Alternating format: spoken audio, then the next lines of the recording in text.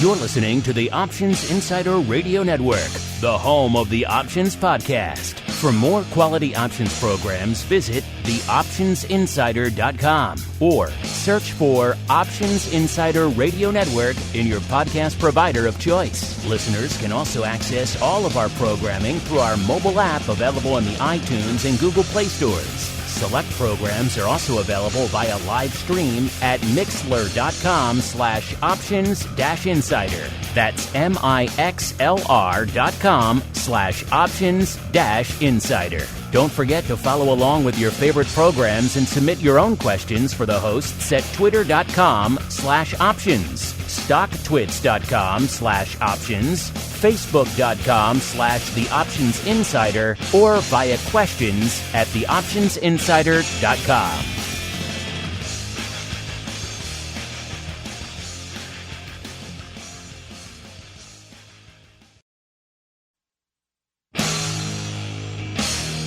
And now, it's time for the show that breaks down the options market. From unusual activity alerts to market analysis, strategy overviews, listener questions, and much more. If it involves puts and calls, then our all-star panel will break it down.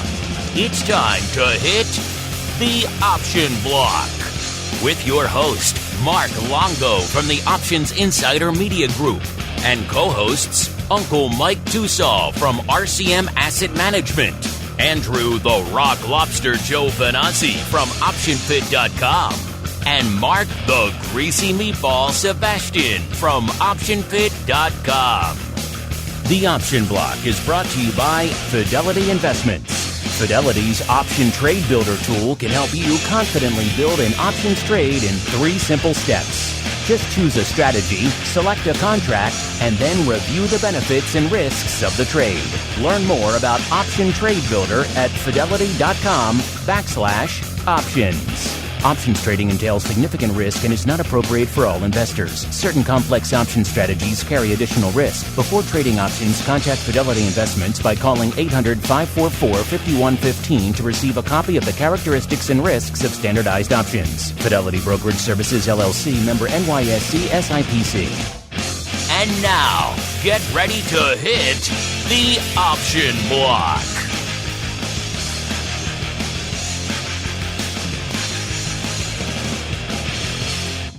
All right, everybody, that rockin' bit of tunage means it is time to rock out here with the Option Block, whether you're joining us live every Monday and Thursday, noon Central, 1 p.m. Eastern, or after the fact on your device of choice. Welcome. We love to have you. Make sure you keep sending in those questions, those comments, those insights, those pearls of wisdom. We do love to hear from you guys. If you like what you hear, make sure you head on over to your platform of choice. I know this show's been going for a long time, so we have a great core of listeners, but there's always new people discovering the show. If you want to help that process, then leaving a review in your platform of choice. I know it's challenging because we have the network feed, and we have the show feed for this, so you can leave it wherever you like. But the show feed might help new people discover this show, but the network feed helps them discover all of it. So wherever you feel inclined to leave your ratings, have at it. And we do love to hear from you guys. Just don't ask questions in those platforms. It's better to get them the more immediate ways. Then we can see them faster and get your answer back to you faster. And let's see who's joining me today to help answer some of those aforementioned questions. First off, let's go out to a sleepy hamlet known as St. Charles, where we are joined once again by Uncle Mike TOSAW from St. Charles Wealth Management. Uncle Mike, how go things in the land of the Saints, sir? Well, my kids are going to be going to St. Charles North. They're the North Stars. St. Charles East is the Saints. So we are North Star people. Oh, well, there you go.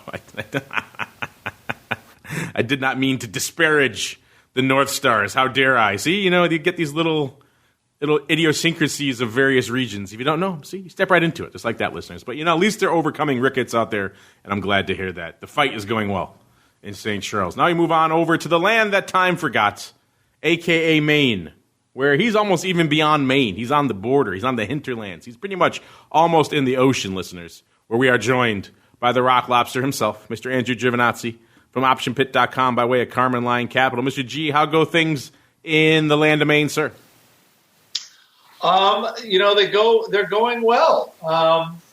There is frost on the water coming in, so I think the difference in temperature is probably like from 45 to 70 something from where it was in August. So it does look cold, and like the Dean Martin song says, maybe it's cold outside right now. But things are good. Things are good. I don't even know. You can't sing that song anymore, sir. Deeply inappropriate. So you've just offended half of our audience. I just heard the new version, which was, so stupid. But anyway. I haven't heard that one yet, but I'm looking forward, of course, to that, because everything new is better, right? All right, and last but not least, we are also joined, holding down the hot seat this week, is the last data Krypton from the Fidelity Active Trader Strategy Desk. Mr. Trey, welcome back to the program, sir. Yeah, thanks. Always happy to be back. And, for once, I don't get to brag about the sunny Florida weather that I have. I can be right alongside with Andrew. It's freezing here. I had to grab a jacket on the way out today. So a little different story for us down here. I think it was in the 60s, so we're really struggling. I was going to say, jacket, that must mean 65 for you guys? Did he say the 60s? The 60s, can you believe it? 60s. Freezing. Andrew's kids are swimming in the ocean in bathing suits when it's in the 60s. That's a heat wave. Yes. You put on the AC in Maine when it hits the 60s. All right, with these differing temperature gauges in front of us here, let's keep on rolling right on into the trading block. It's time to break down the latest topics, trades, and trends in the world of options. It's time for the trading block. All right, everybody, welcome to the trading block. A lot to watch today, a lot of interesting things going on and kind of interesting perspectives on the market. Most of the major indices are kind of mixed to kind of off to start the show here today. Seems like after all this optimism, all this protracted upside over the past couple of weeks over this trade war optimism, maybe some of that a little bit overdone. Not really a lot, though. Most of the major indices slightly off today. NASDAQ is off about 0.1%, so leading the charts to the downside. Dow right around there, almost 0.1%. S&P a paltry, a mere 0.05%. So pretty much not a lot going on out here. Gold slightly up, oil coming off a little bit. If you want to hear more about that kind of fun stuff, you got an all-listener mail palooza, TWIFO, coming up in a little bit. So stay tuned for that. Going to have a couple in-studio guests for that, so that should be fun. And if you're wondering, you're saying to yourself, well, first off, let's see what our old friend VIX Cash is up to here. With all this downside on the screen, that means VIX getting a little bit of a lift again, up about a third of a point, which puts it at about 13 1/3. So right about a little bit north of that 13 handle, which is interesting. I'll have to see how that lines up for my prognostication. I think that's a little bit higher than my prognostication from this. Actually looks good for what Simon was picking for vol views, but we got a whole day, and we all know 24 hours plus is an eternity in the volatility landscape. If you're saying to yourself, this has been a long bull run we've been on, you are correct. Of course, it is the longest bull market we've seen. If you date it back to the origins, a lot of people think of March 9th, 2009. It's also pretty much the best, I guess, if you want to turn it by overall absolute return. It's number one, which I guess makes sense. Longest upside move should equate to the most gain, and that's exactly what it's at. Looks like they crunched the numbers here. This firm, the Luthold Group, not familiar with them. They said it's up to 468% gain for the S&P through the beginning of November, so not a bad run. Also the best performing, so I guess an overall total return since World War II. So if you like yourself some bullish action, you're a happy camper right now. Since we're talking bullish action and optimism and all things being rosy, let's start in the land of Uncle Mike. Uncle Mike, sir, are you excited to be part of this longest running and indeed best bull market ever, sir? You know what? I think I'm going to become bearish. I think I'm just going to start buying lots of puts. And no, just kidding. Very exciting. This is an exciting time with which we're living in. The thing about this bull market that I like that differs from the dot-com bubble and the dot-com bubble bursting is that it's very broad-based. In that the dot-com bubble, we had a lot of crazy go find your petdander.com or whatever, stocks like that, getting a lot of the rallies that are causing a lot of the rally in the late 90s. And We had the credit bubble that ended up making things burst about 10 years ago when we had the crash in '08. But what's unique about this bull market is that things are overall fundamentally pretty solid. We've had relatively low interest rates throughout this whole time, and that's another debate in and of itself, but this is a pretty strong economy that we have at this point.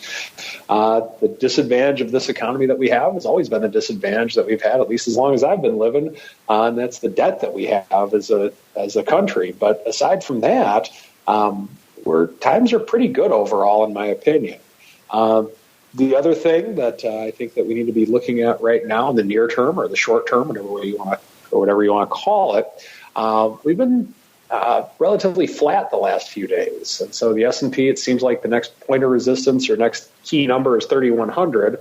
I don't think this is going to be as much of a key number as the 3,000 mark was. It seems like we were talking about being at that mark forever, or around that area forever. But this is something to where we're going to have to overcome, and that when you have new all-time highs or near new all-time highs like we've been having recently, there's got to be something for the market to kind of point at and use as resistance in some way, shape, or form. And for right now, I think 3,100 is.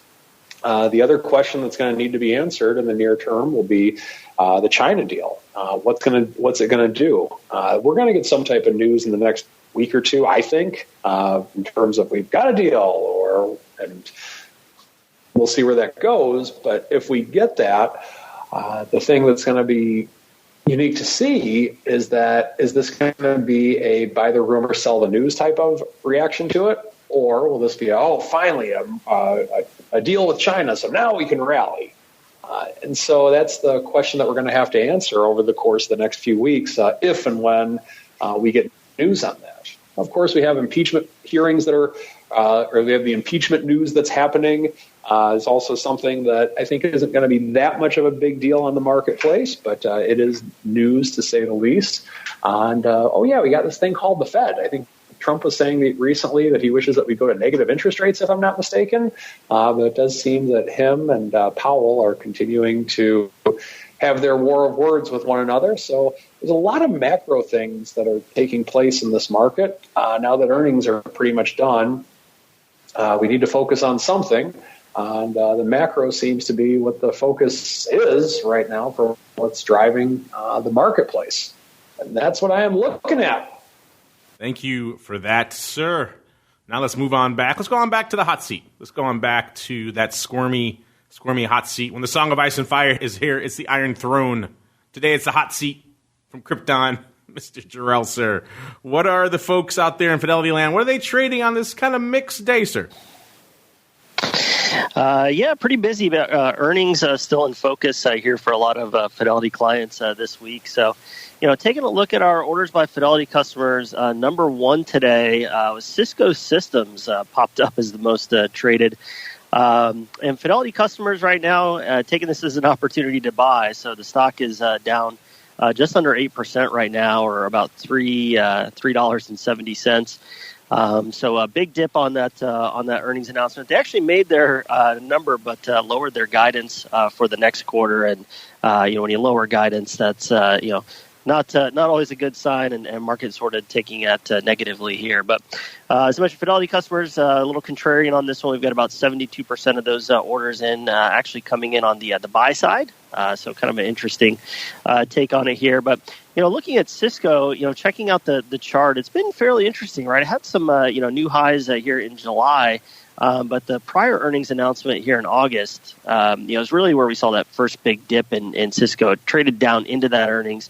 At that earnings announcement, broke below that 200-day moving average. It has been kind of stuck in this range between 45 and 50 since then. So, today's earnings announcement, taking it down maybe below some of that support we've seen over the last few months, which is right around that $46 price target. So, hitting some lows that really hasn't touched since really the beginning of this year, taking us back to January.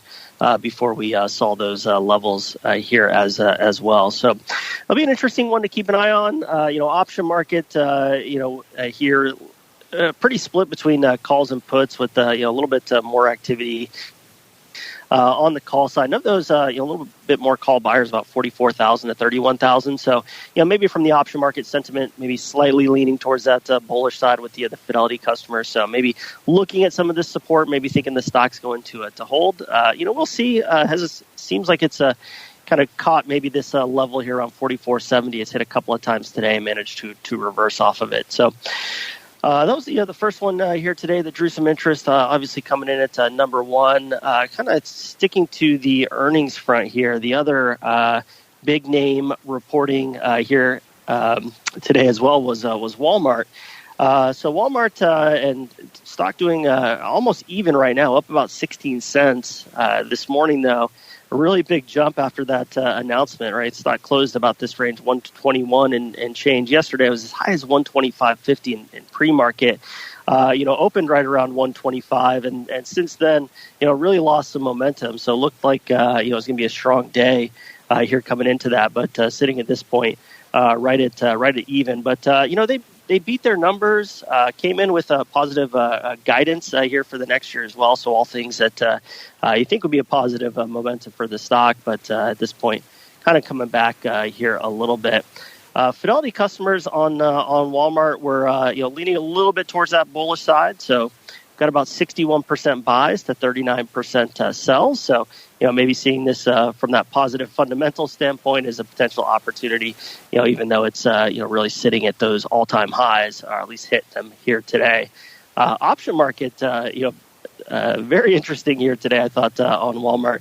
So you look at the calls to puts, 186,000 calls to 73,000 puts. So really leaning heavily towards that call side here as well.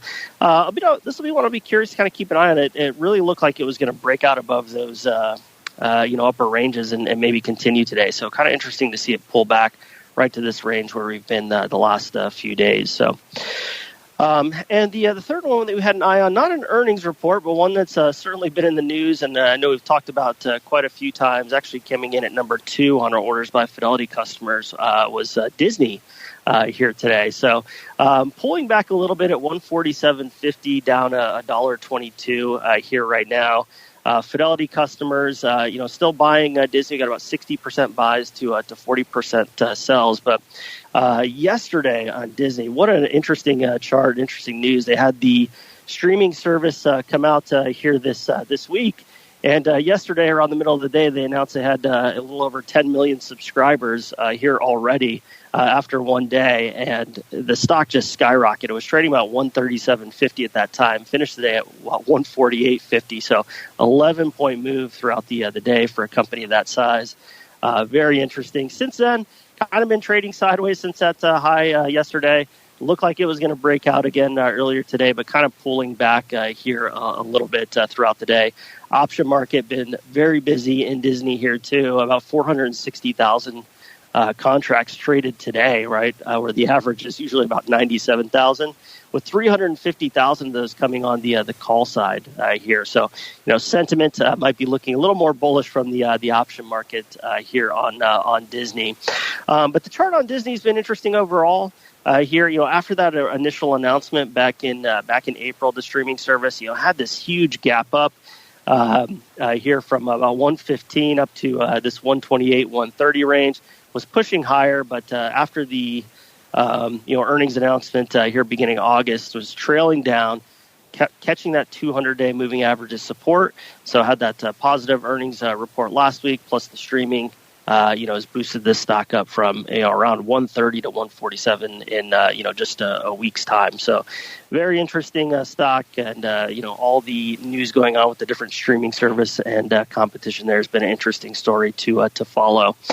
That was it from the stocks we had. One other thing that has kind of been catching my eye here this week. Here been an interesting story the last couple of years. Just paying attention to that the Russell 2000 index. And over time, right, it's continuing to show it having some trouble every time we get to the 1600 range as a potential resistance.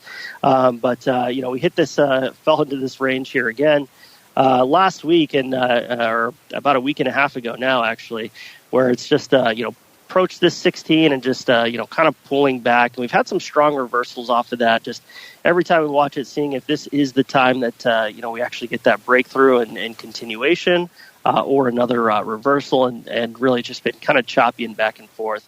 Up here today at 1590, but certainly want to be paying attention to see if it, finally gets that breakthrough or not. But that's what I had on my radar here for today.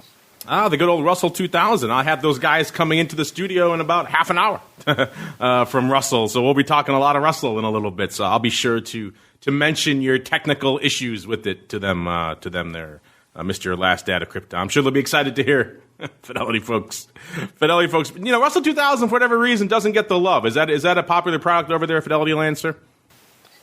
It'll come up every now and then here, so certainly, we'll see some traders, looking at the IWM and IWM options. So it'll pop up every now and then. It's usually around these ranges, where we're seeing hit some of these technical levels, but just such a long sideways, action that it's had compared to, the S&P 500, right? Just seeing that lack of follow through from the small caps has been kind of an interesting story to follow. But I didn't mean to preview the next show, but that's I guess a good lead in for the next segment. There you go. I'll have to beam you in about half an hour or about an hour to kick off all things TWIFO. They'll appreciate that over there. But you're right, it is an interesting beast, and for a lot of people, coming to grips with what it means from a small cap perspective, they are structurally more volatile than the S&P 500, the large cap, so that's interesting to a lot of people, but also it kind of moves to the beat of its own drummer, as you kind of just outlined, and that's hard for people to sometimes wrap their heads around, particularly in the trade war time. Everyone thought, this is a very domestic-focused index, and this is all macro, and yet the Russell 2000 has been moving all over the place, so it has been fascinating to watch that over there. Speaking of fascinating, I don't know if he qualifies, but we'll find out anyway. Mr. Rock Lobster, sir, A, are you fascinating, and B, if not, what fascinating information do you have to regale us with today, sir?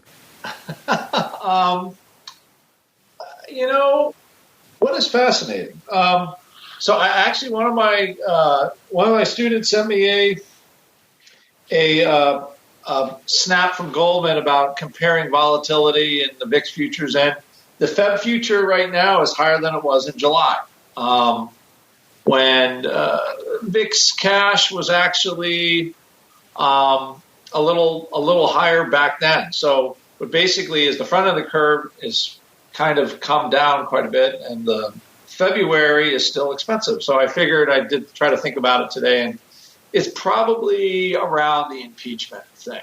Like the Fed future at 18 is pretty high for a 13.44 cash right now. It's about $1 over, where I kind of view our sort of fair value, actually closer to $1.30 over. So there is a bid for vol on that end of the curve. The thing is like the short end, the market's not moving, right? We just moved kind of straight up in a very, what we'll call orderly fashion to 3,100 and stopped. And now we're just sitting here like, so very low realized vol, short term, but there's a bid for protection, around where I think whatever the impeachment thing kind of gets over, moves to the Senate or whatever. So I found that was kind of so that usually makes the market kind of like the moves are sort of strained. Like, let's see, a time that could be, people can maybe be like the Hanging Chad episode in the 2000 election, something like that. I think was probably the last time something like similar to this, or sort of like this political drama. We're waiting. The market just doesn't do very much. So you've got this really low realized vol short term, but because people are anxious, there's a bid for the vol, there's a bid for vol longer term, and then things just kind of decay and rot. Now, like TOSAW said, anything could happen. I think the market really wants some kind of ink on some kind of deal. They don't even care what it is. Even if it's Z and Trump, just take the back of a napkin and sign it. They'll be happy. And I think that's kind of where we are. So, earnings are pretty good. We're at all-time highs that you stated earlier. But there's definitely there's some push and pull in the vol market right now for sure. And I think that sort of February end is being pulled, or some protection. buying is going on while we are at all-time highs, because I don't think people want to sell. They want to ride whatever the trade deal is going up. So I think that's where we are. I think that's how we're going to stay until like some news breaks one way or another. But at least as far as at least VIX goes, we're not seeing anything new.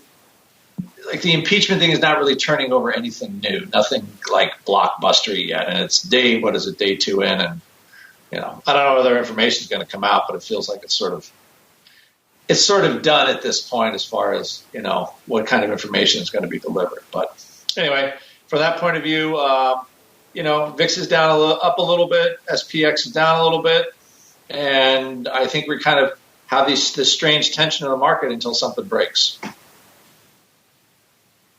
Let's see what's breaking out there in the broad market here coming into almost second half of our show here. Let's see what's lighting it up. VIX not really lighting it up out there these days. Not even 200,000, 186,000 contracts on the tape right now. The ADV, get this, listeners, a paltry 336,000. Mr. Rock Lobster, when's the last time you remember the ADV and VIX options that low? I have to go back and look. Maybe if we had Mr. Rhodes on, he could throw it off the top of his head. But that's pretty low. Do you concur, sir? I do concur. Surprisingly low. That's what I say. I say there's the short end is just not a lot happening, but which means, and that's usually where people like to play in VIX. So it do not surprise me right now. Yeah, it's pretty paltry. Even in the dog days of summer, listeners, when everyone's out there, on vacation, no one's trading, we still see it around 400,000 or so like that. So to be down to 336, that's pretty light, especially given all the macro trends and headwinds and things going on in this market right now. Kind of interesting. SPY threatening to hit 1 million. The ADV is about 2.4 million out there. SPX coming in, closing in on 600,000. The ADV a little bit north of 1 million. The Q's about 250,000 on the tape right now. The ADV about 525,000. And the Russell, at least in IWM form here, doing 103,000, the ADV about 300,000, so about a third out there as well. Let's get on to the most actives. Kind of interesting. We actually have some new names breaking into the top 10 today. Cost you 145,000 contracts to make it into the top 10 today, so that's actually pretty active, despite the fact that the broad indices aren't lighting it up. Let's look at number 10. Newcomer to the top 10. This is CGC, Canopy Growth. I do believe we'll be talking about them in a little bit as well. 145,000 contracts on the tape. They just had earnings this morning, so they're clearly in that post-earnings blush. Number 9, good old Bank of America, 145,000 as well, so a little bit of a tie there for the bottom of the top 10. Number 8, another newcomer, SO. This is Southern Company, which is kind of interesting. This is an American gas and electric utility based, as you might expect, in the southern United States. They did 146,000, so pretty much a slugfest there for the bottom of the top 10. Then we get to good old, some recognizable names. Number 7, which is Tesla, 194,000. Number 6, Roku, 209,000. Number 5, Walmart, 262 on the tape for good old Walmart. Number 4, AMD, perennial top 10er, hitting 289,000 contracts right now. Number 3, cover your ears, Uncle Mike, it is Cisco. 304,000. That's pretty hot for a Cisco post-earnings here as well. And then we got Apple, a mere number 2 today. That tells you what's going on. 416,000 out there for Apple. Number 1 with a bullet. I think you could probably guess. It's Disney, that streaming service, driving paper across the board. Trey said folks are buying it up out there in Fidelity land. Well, they're trading the options up there today as well. 461,000 contracts. Over 3/4 of that, 77%.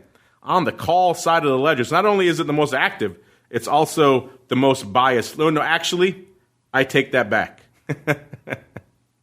One name beat it in terms of biased paper, and that is Southern Company, a newcomer to the top 10. 99% of its flow coming on the call side of the ledger. So 144,000 of the 146,000 contracts going up in the call set. I'm kind of intrigued by that. We have some other names, of course. We had Walmart popping off before the bell today. We've got an NVIDIA after the bell. We've got AMAT after the bell as well. So a lot popping off today. Meanwhile, though, it's time for us to keep popping off into some unusual activity. It is time for the Odd Block.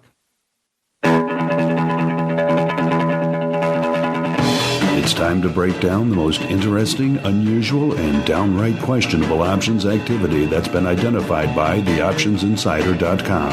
It's time for the Odd Block.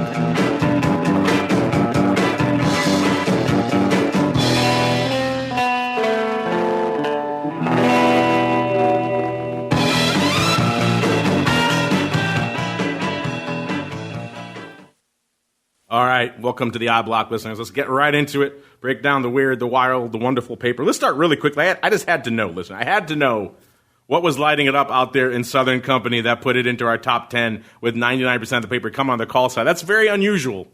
So it made me wonder. And Mr. Rock Lobster, take a guess what day it is in Southern Company, sir, for all this call paper. Could be dividend day? Yes, exactly. It's when XDiv here is doing 24 times its normal volume right now. It's trading about 62.5, and the 50 calls are dominating the tape here. So someone obviously, that's actually not that far in the money for a div play, but still, yeah, all in the money calls here. So let's see what I can see really quick. I can't see the OI in that strike very clearly. I'll be curious to see how much of this couple 100,000 contracts almost, what the OI, probably 50,000, not even on that strike. So that'd be interesting. So yes, div play paper.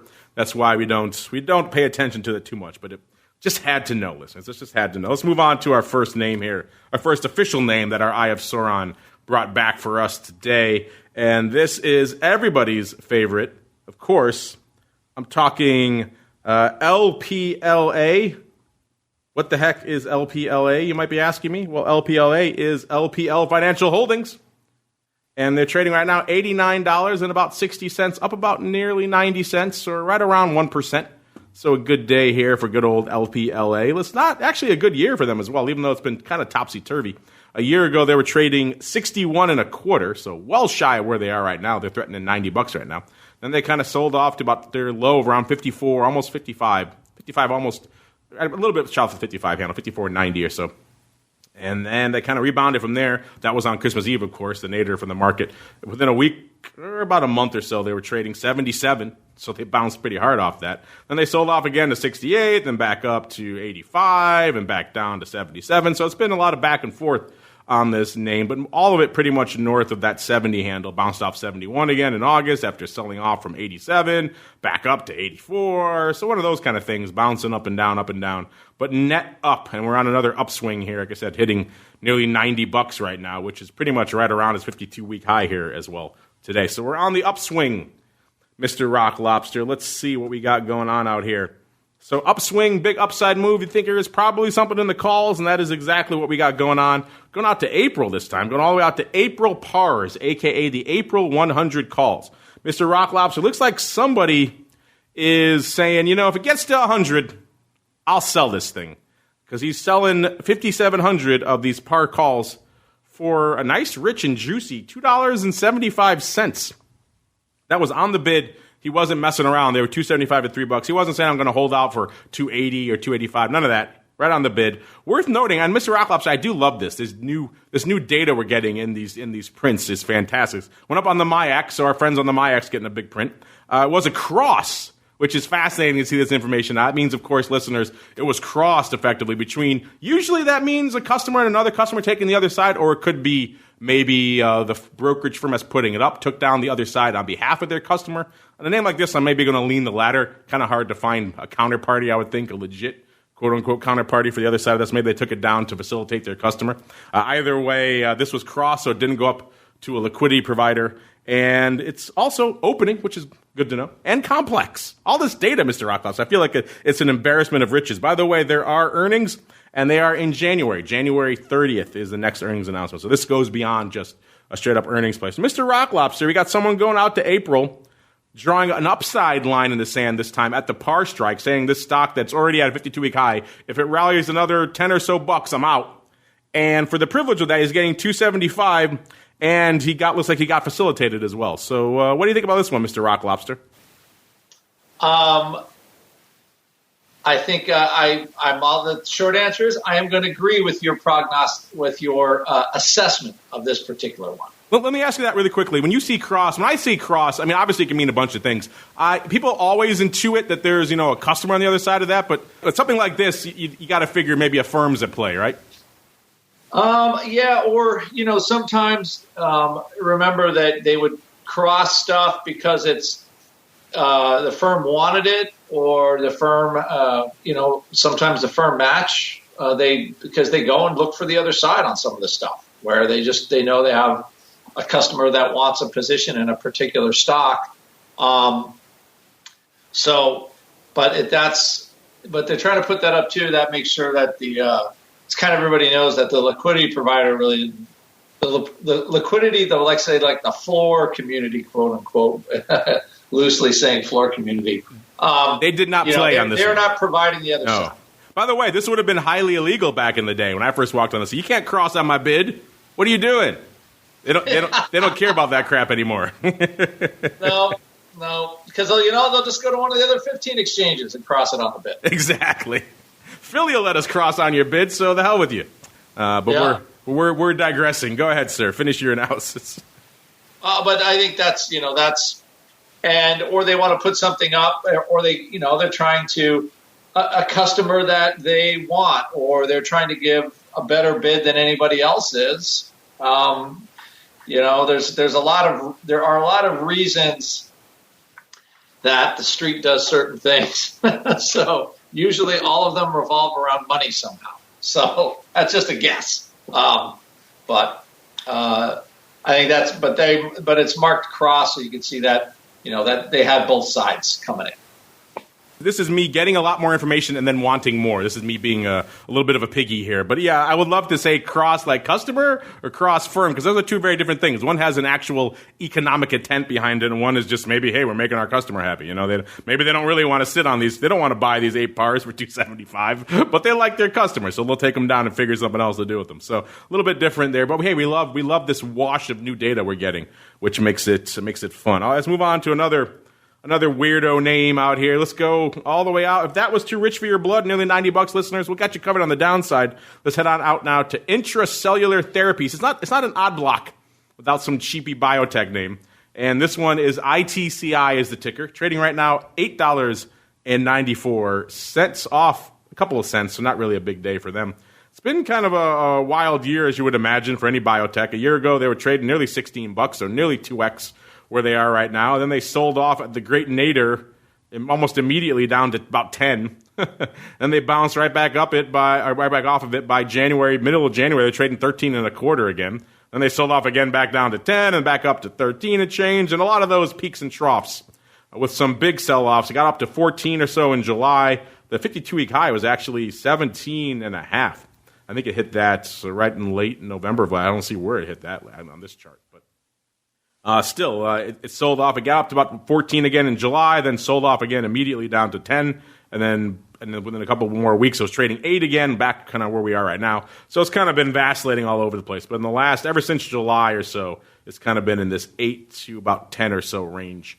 And we're kind of on the upswing again, but now coming off of it, it seems like a little bit again as well, since we rallied up recently to almost $10 again, $9.91 before selling off. That was on November 5th, so selling off over the course of the last week. So it's been an interesting, turbulent year, as you would expect, for a small, cheapy biotech. Let's see what we saw on our Eye of Sauron today. It was puts. Go figure. Puts lighting it up here.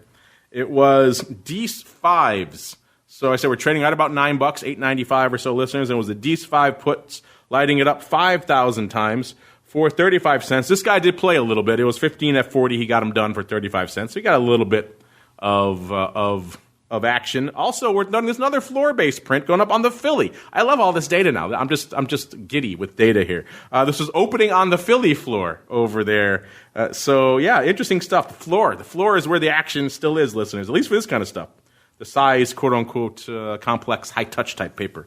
There are earnings, but not before this option goes the way of the dodo. The earnings are on February 26th. So Mr. Rock Lobster, seems like someone's looking at this chart saying, you know what, I've had a bit of enough of this this back and forth. I'm going to lock myself out. But he's picking an interesting level. He's picking the 5 handle, which is about $4 shy of where we are right now. And he's buying protection all the way out about a month.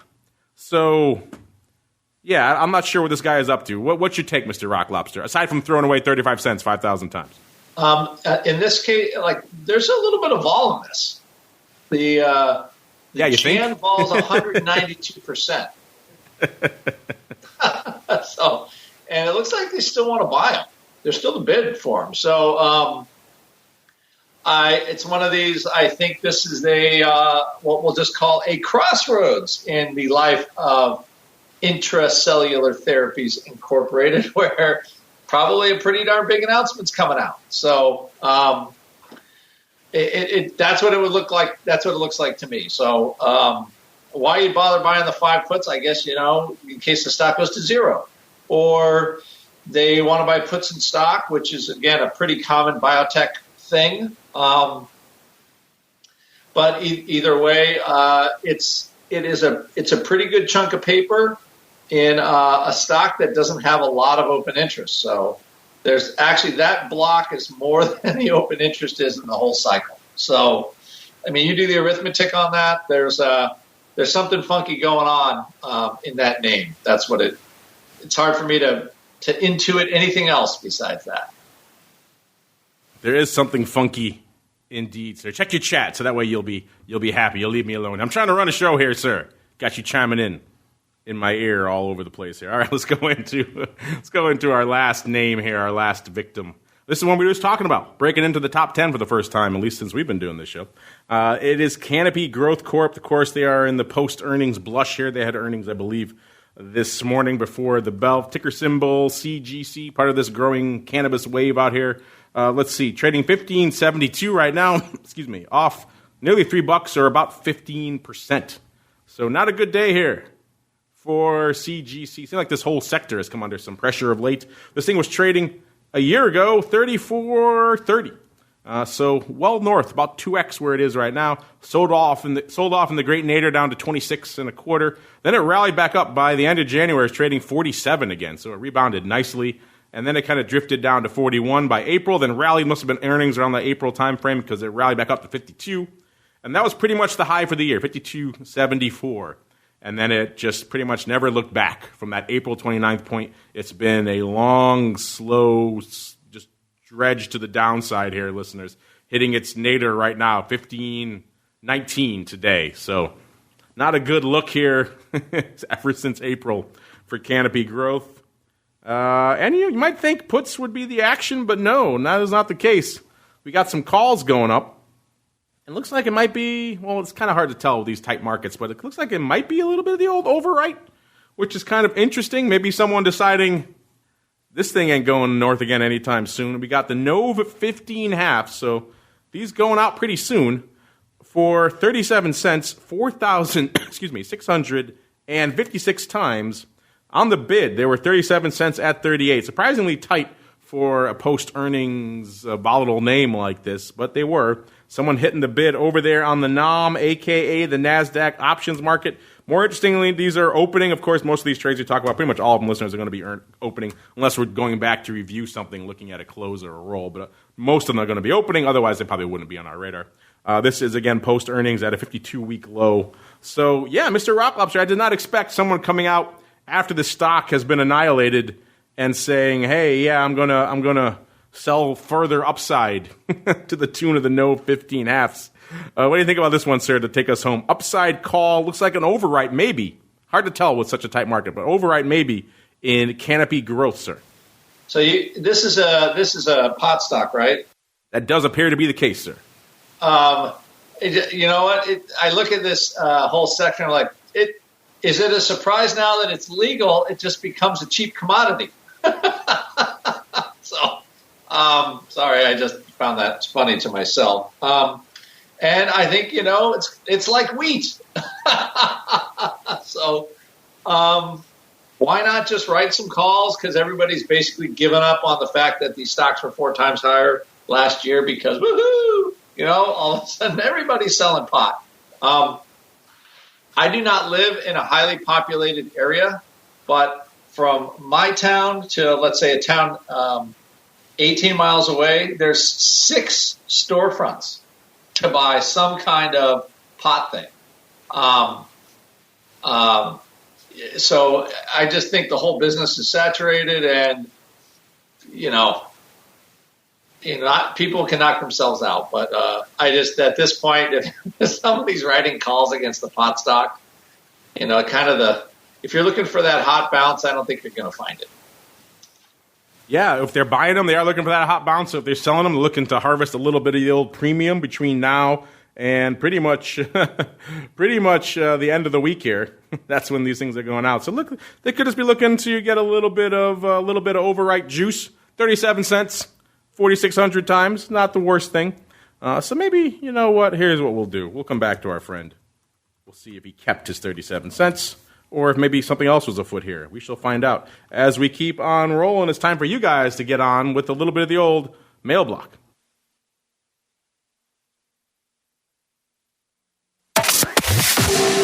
It's time to take your seat on the All-Star panel as we read your emails, tweets, Facebook messages, website comments, and much more. It's time for the mail block.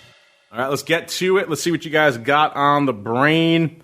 Let's see here. Stement, something like that, wants to know, what are the top 5 days in market history? I'm assuming he's referring back to that chart we mentioned. I believe it was from Market Watch a few episodes ago where they detailed the number one day in market history, in which case, if you were wondering, listeners, I think the day we talked about it was actually when it was, which was October 28th. I'm going to go out on a limb and say that's when we were talking about this. That was the number one day in market history. He wants to know, what are the top 5s? Well, again, according to this data, I haven't independently verified this. This goes back all the way to 1950. So 1950 to 2018, these are just net aggregate returns on that particular day in the S&P. Let's look. So number 1 is October 28th. Number 2 looks like we have to go out to 26, actually. So it looks like, the day after Christmas. Surprising. I would not have guessed that, but probably something to do with how quiet the day before is. Everything's off. Everyone's coming back into the market. So some orders piling in there as a result. Then we go to, that's up 0.5%, by the way. So number 1 day is 0.54%, October 28th. Number 2, December 26th, up 0.5%, exactly. Number 3, looks like we go out to Nov 24th, I think that is. Kind of hard to read this chart. Yeah, Nov 24th, up 0.45%. Number 4, we've got back to October. Looks like October 20th. So the day after, well, there's a little bit of bias there because obviously the 19th is the worst day for the markets. I wonder why that could be. That's off 0.51%. The day after, the 20th, is the best day, or fourth best day for the markets, up 0.41%. And then rounding out the top 5, let's look here. Looks like it's a tie for up 0.38% between November 3rd and also December 15th, both up 0.38%. So there you go, completely unverified data showing you the best day in the market, or at least the best top 5 days. We've got DEVANIKH chiming in. He's nervous. He says, I have 2,800 shares of Dean Foods with an over $1,500 loss. Well, I'm sorry to hear that, Mr. and Mrs. DEVANIKH. He wants to know, is this going to zero? Please advise. Well, yeah, they declared bankruptcy, so it's not looking good. Mr. Last Data Krypton, I'm assuming you're getting a lot of calls on Dean Foods these days. What are you advising people, and what do you advise our friend DEVANIKH? Is this name going to zero, sir? Not on Dean Foods specifically, but over the years, the question has popped up on a few names here, some bigger than others. What I always advise, I mean, if the stock is still trading, remember, even though you've taken a loss on it here, you may still have some value left in it. It's up to you to ultimately make that decision. Is this something you want to hold on to that stock for years and see if it comes out of bankruptcy to maybe recoup, or you want to take what you have left and maybe look for another opportunity elsewhere? Keep in mind, depending on how these bankruptcies go, I mean, it's possible the company could come out of bankruptcy, but could mean that the shares get delisted and new shares get listed. So you could lose all your value there. It is possible it could come out and do have some value left. So it's very tough. I mean, as investors, we're often looking at, looking towards fundamental information, looking at charts, and you're in a period with a lot of unknowns. You have to decide if that ultimately is a risk that you want to continue to take, or just take what you have left and move on to something maybe you have a little better eye on, have some better prospects on. Mr. Rocklobster, I'm sure you've traded a name or two in your day that have gone the way of the dodo. What do you counsel here, our friend DEVANIKH? It's just like Dean Foods right now, trading a whopping 12 cents. Should he take his 12 cents 2,800 times and get the hell out of Dodge? This is another one I like. They make milk, right? Hard to believe they went bankruptcy. They went bankrupt. It's the almond milk, baby. Almond milk. Shutting them down, the traditional dairy. Folks like me who can't drink the dairy, they can't eat the dairy. By the way, we have to answer this next question because this is the best ever. But I think it's toast. They're not going to. It's gone. It's bankruptcy. There's nothing you can do, and it's going to zero. What I would say is, since you really can't lose any more money, just don't do anything. Because from here, all it could happen is something good. Maybe somehow there's some sort of stub equity or something. But usually in bankruptcy, the people that lose are the equity shareholders. That's the risk of owning stocks. So I would say there's not much to do at this point except, see what happens. Unfortunately, that's the way it is. Tell them I'm sorry that they lost their dough on Dean Food. Yeah, looks like that 2,800 shares is worth a whopping $336 right now. So it's up to you if you want to harvest the remainder of that. I'm kind of with the Rocklobster. It's probably going the way of the dodo, so that's might be money. You might as well get what you can out of it, or you decide at this point it's just a $336 lottery ticket on Dean somehow restructuring, coming back with any sort of equity value remaining. That's a big if. Usually that's not the case, but like you mentioned, the stockholders are last in line there. But I haven't dug into the specifics of this one. Maybe there is optimism there, so we can't make that decision for you. But past this prologue there, unfortunately, Mr. and Mrs. DEVANIKH, not looking good. You want to do this last one, Mr. Rockless? Okay, we can do this one. We can do one more. Let's go to Todd Charles. He wants to know, what is your Eye of Sauron? How do you find your unusual activity? Well, it's kind of just a cool name for this process that we have for finding these things. It sounds cool. It's the giant eye, of course, that was depicted infamously in the Lord of the Rings movies as this giant ball of flame that's always searching, always scouring. Not quite the way it is in the books, but it's a good visual nonetheless. And how do we do this? How do we get asked this all the time. We do a lot of different services, a lot of different processes. We'll scan, we'll look at different things. So it's kind of hard for you to easily replicate that. I will say that if you want to get some analog of this in one place, one of the services we do use for this is Trade Alert and Mr. Schwartz in his infinite wisdom. So if you're a full-bore member of Trade Alert, so the option alert service, you can replicate a variation of this. You go in there, he has created our own private customer. I think everyone can access this, though. We have a button for it, but others can access it. He has created something called the Odd Block in there because he is a long-standing fan of the show. So if you go in and type /Odd Block, you will see a bunch of names coming up that meet certain criteria that we have established over the past, like, high volume versus usual volume. Are they opening? Interesting things like that. So if you are an option alert user, you can go do a version of this for yourself right now. Otherwise, you got to do it the hard way. You got to go search through some scanners and whatever platforms you have access to. I don't know. Some brokers offer basic scanners now, so a lot of you can approximate some version of this looking for unusual activity and things like that. Usually compare it to previous volume. You usually want to focus on opening as well because that's more interesting. Closing stuff is kind of obvious what they're up to there, so we like to focus on opening. And then we find some other things. Obviously, we filter out things like we were just talking about earlier today, like the div plays. Those aren't real economic activity. Even some of these crosses are kind of interesting from that perspective. Are they real economic activity or not is the debate.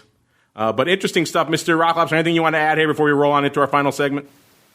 No, I mean, on this one, there's Henry has a great service. Obviously, it's a great, it is. If you're an active trader, it is a great service. There's live vol.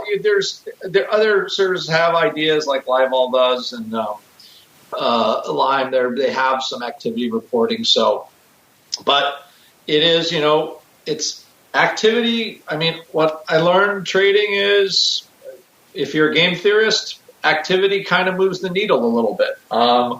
When there's a lot of volume, that's generally, that's news. Like option volume is news. And what people are doing and how they're doing it is newsworthy, and it helps. It could help certainly a short-term decision or maybe a long-term decision. So then you can see what people are doing. And as a floor trader, people always want to know what was trading in the old days. So I still look at stuff like this all the time, and sometimes it helps me, find a trade. And it helps us move on into our final segment. It is time to go around the block.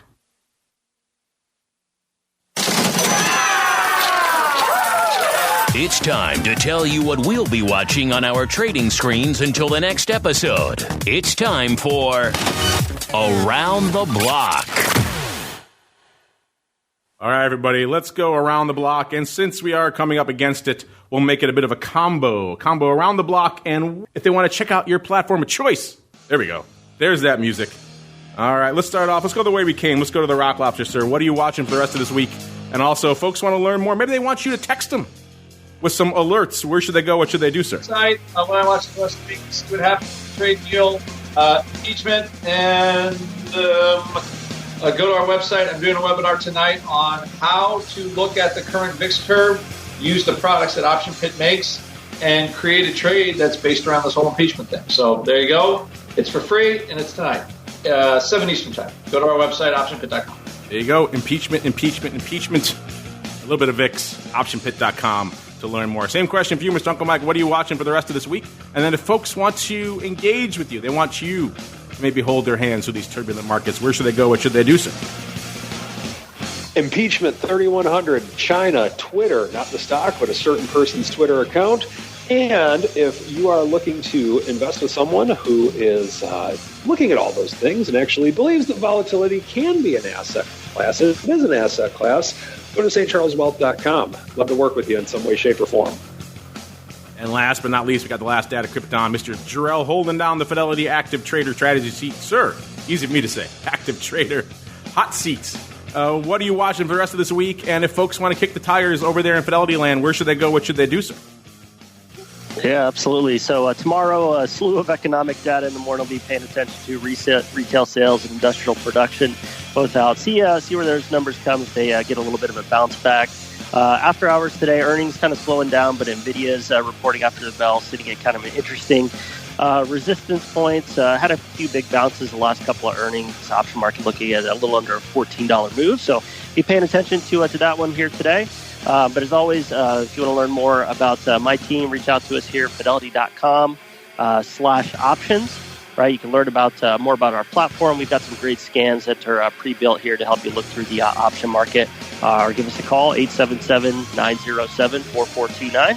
Happy to help you out over the phone as well. Tell you about some of the things we do and offer for you at Fidelity and the Strategy Desk. There you go. Fidelity.com/options is the place to go. And I do have the Russell folks coming into the studio as we speak, Mr. Trey. So I'll be sure to pass along your inquiries about Russell 2000 to them. Fidelity.com/options, listeners, is the place to go to begin your journey. On behalf of the Last Data, Krypton, and the Rock Lobster, and Uncle Mike, and indeed myself, I want to thank all of you out there for downloading, streaming, subscribing, for sending in so many great questions and comments. We only scratched the surface. We'll get to more of them next time. And we'll see you back here in about a half an hour for TWIFO, and then tomorrow for Vol Views, and then we do it all again on Monday for more of the Option Block.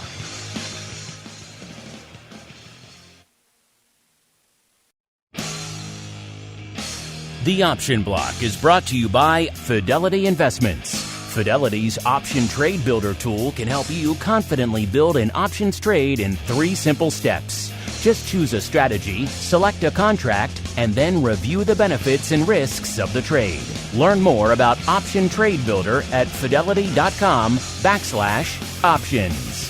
Options trading entails significant risk and is not appropriate for all investors. Certain complex option strategies carry additional risk. Before trading options, contact Fidelity Investments by calling 800-544-5115 to receive a copy of the characteristics and risks of standardized options. Fidelity Brokerage Services, LLC, member NYSE SIPC.